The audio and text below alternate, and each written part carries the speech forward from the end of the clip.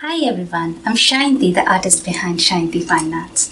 For a while, I have been wanting to buy myself a set of water-based brush markers, but these are generally used by illustrative artists, and I don't really work on illustrations. My style is more like realistic, so I wasn't finding a reason to spend on it, to splurge on it.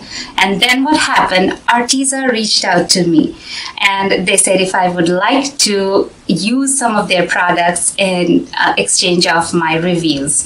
So I got from them this 48-piece real brush pens. These are water-based ink brush markers, and I'm going to do an honest review with all the pros and cons, tips and techniques, what the set consists of, how to use it, and then I'm going to do this demonstration of this realistic portrait using the same. So let's get started. And if you want to buy the same product, I have the product and the company linked below in the video description. So check it out.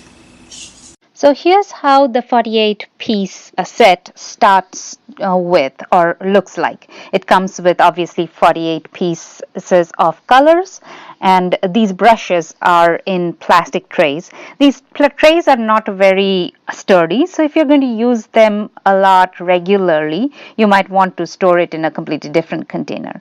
There are huge number of colors, various shades of grays and blues, which make them extremely good for different kinds of artwork. It also comes with this brush that has a barrel of its own, so you can fill out water in this bottom barrel and then squeeze out a little bit water at a time and use it for blending and mixing colors.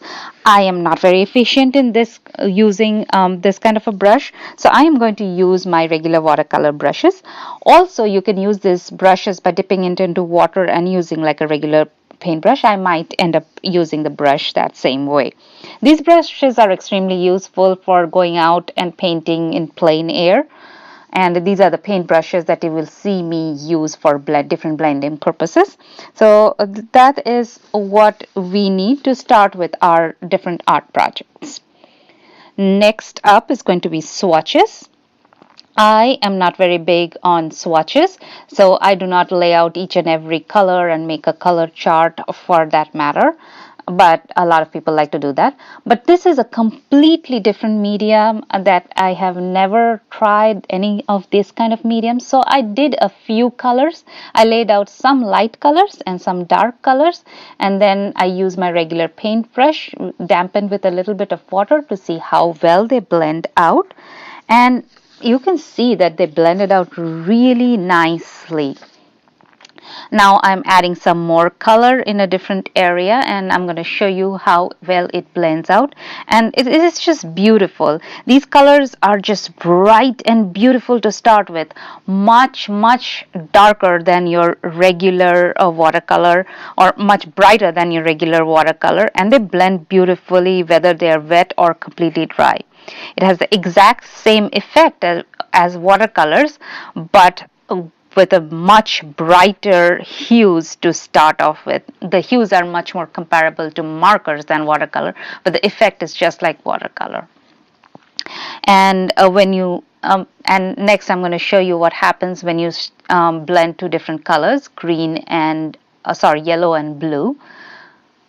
And you can see that I've already laid out some yellow and blue, and I'm going to take my paintbrush and try to blend it in between and see how well it blends. And you can see that the results are wonderful. You can add more yellow and make it more yellow green, or you can add more blue and make it more blue green, or you can lift off some paint and make it much lighter and more paler shade. Next up, you can see a little blob of green. I'm going to try and lift it off completely and see how well it lifts off, because for watercolor purposes, I often try to lift off pigment and lighten some areas. And you will see that eventually, after a couple of tries, the pigment is almost all picked up, like there is no residue left off, and it seems like there was no pigment to start with, or very little to start with, which I think works wonderfully for all my ways of working. So this particular medium has all the qualities of watercolor, but you can use it for much more precision because of this very pointy brush tips. These tips are flexible, so you can move them around just like a paintbrush, but they will hold those precise points. So you can have thicker or thinner lines as much as you want. They are great for lettering or painting fine details. And since my work generally it has a lot of fine details to work with, this tip would be extremely useful for that.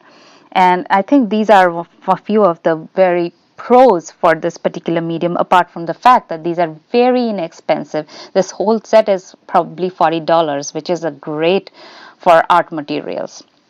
Now I'm going to paint a little flower. Whenever I'm trying a new medium or anything new, I always try to paint flowers, because although you have to get realistic look, but you can make a lot of mistakes and nobody will get to know what exact mistakes you made.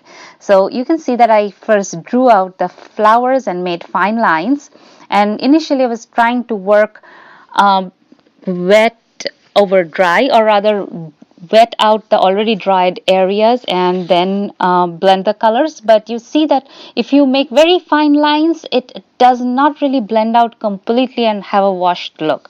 So it is better to work in smaller areas with this particular medium. And if you want a very nice washed blended look, then you might want to use it wet on dry, or wet on wet rather. Like, while the surface is still wet, you can add some paint. Now I'm trying to do some background work, and I laid some paint, and while it was still kind of wet, I started blending it out, and it blends wonderfully. You just have to work the same area a little bit, couple of places, but it blends out wonderfully. Now on to my actual portrait piece. Yes, I love working realistically, so whatever medium I try with, I try to do most realistic work, and I often try to do portraits because they are, in my opinion, give you some of the biggest challenges in painting portraits. So if I can get through painting a portrait realistically with this medium, I'd say that this medium is great. So you can see that as I learned from painting that little flower, I learned to work in very small areas. So I am laying down color in very small areas, little bit at a time, then blending it out, and then moving on to the next area and keeping on blending sideways. And I'm not trying to mix the whole entire face or paint the whole entire face at one time. I'm just getting little areas at a time. And that way you can see I'm getting such beautifully blended colors. And it is looking just like realistic skin, pale, beautiful, smooth skin tones. What beautiful colors I'm getting. The major color that I'm using for the face or the skin is called the flesh tint. However, I'm adding in lots of pinks, reds, and purples, even oranges and browns at certain areas, and blues and purples for the eye, and purples for the shadow area too. So that is a general idea of the colors that I'm using. But I always tell you that colors does not really matter. As long as your values are right, you will be fine using a little bit different colors. So even if you have a 24 shade and do not have so many colors, you'll be fine, because there are a lot of grays and not necessarily everybody use so many shades of grays. So you can see that I am still working on small areas at a time and blending it out. And then if I'm wanting a very nice blend, I'm blending it out while it is still wet. But if I'm wanting kind of like some sharp marks or some highlights, then I'm letting it dry before I'm adding more paint. Like in this eye area, you can see that I painted out the eyeball and leaving some sharp marks there. There I'm not working wet on wet because I want to retain some of the lines. But in most of the areas of the face, I do not want any outline like look. So I'm working in those areas wet on wet so that there are no heavy line marks and they get nicely blended. And you can also add multiple layers on this and keep on blending till you get the right values or right colors. So that is an additional advantage of this medium. I think that for my kind of work or my process of work, it is very, very important to have a different kinds, to have the property, or to be able to layer one color on top of the other. And if it doesn't work that way, it would have been hard for me to work with. Adding some shadows and adjusting values still on the face. Now, while I'm still on the face, I think it is important to mention that you can see that I'm working on the background and I'm laying a lot of grays. I will sketchily lay down the gray and then I'll come back with a big paintbrush, damp paintbrush, and blend it out. And although that works out wonderfully, once I have blended this area out in the background with the paintbrush, there are no sketchy lines and there's no broken line-like look, which I generally don't like. So it can work in bigger areas, but for bigger areas, I would still recommend to use your regular paintbrush with water and tube or pan color watercolors, because there you're not looking for bright colors, but you're looking for coverage in a lot of areas. And since these are brush tips are like very precise tips, so they are better at making broader or thinner lines than laying color in a larger area. So it's great at working in big places, not so much if you're wanting to, great for working in small areas, precision details, but not so great if you want to lay color in a broad area. It can be done, it can be done smoothly and nicely, but it is a lot more work. For the background areas or larger areas where you're just filling in colors, I will recommend use your regular paintbrush and regular watercolor. So that is one of the drawbacks that I noticed in this particular medium. Now, since I'm talking about drawbacks, let me talk about the other couple of cons that I found. The next important thing, which is very important for any professional artist, is that light fastness. These materials, I am not very sure how light fast they are. I did not find any light fast ratings for these materials, and especially because they can be blended with water, and with a lot of water you thin out the pigment a lot. I am pretty sure they are not like very, very light fast.